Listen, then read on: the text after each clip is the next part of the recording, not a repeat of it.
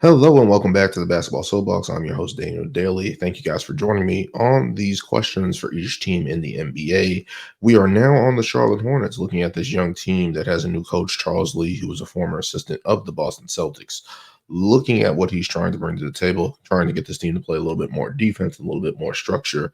Um, Hopefully, he rubs off on these young guys for the Charlotte Hornets in a good way in terms of just bringing the play style a little bit more structure, kind of like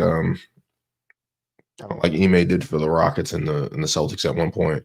But it seems like he can have a little bit better of a connection to these guys than past coaches.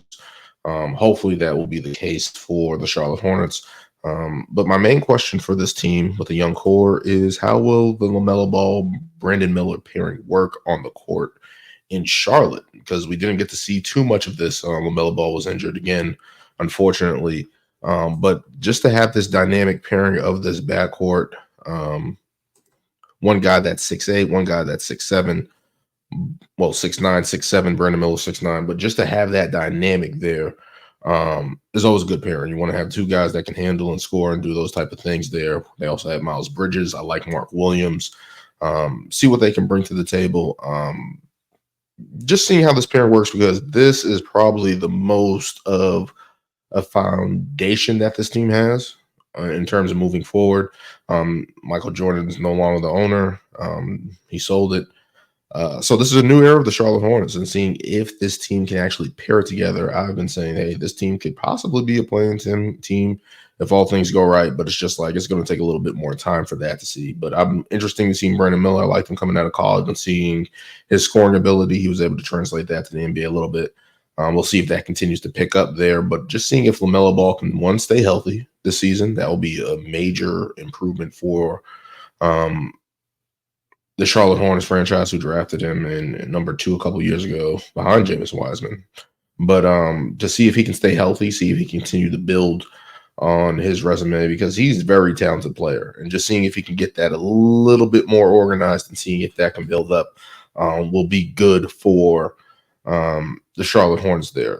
As for Brandon Miller, to see if his development for offensive player can grow next to LaMelo, it'll be interesting to see that. And I like the foundation that they have with Mark Williams there up front.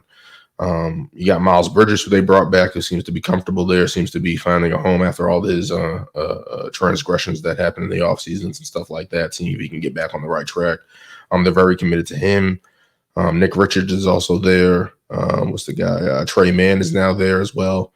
What's the guy's name? Veseli Micic, a backup point guard that they're very interested in. So they have some exciting players. Have the best NBA announcer there, who brings excitement to the games there. I don't have his name here, but just interested in see what these young teams do, especially looking at what I was looking at Atlanta.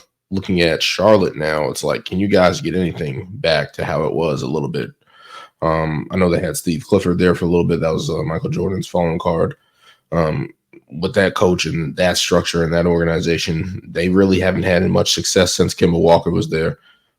So it's just like, can they build off anything? And can they create something there with Charles Lee as the new head coach of the Charlotte Hornets?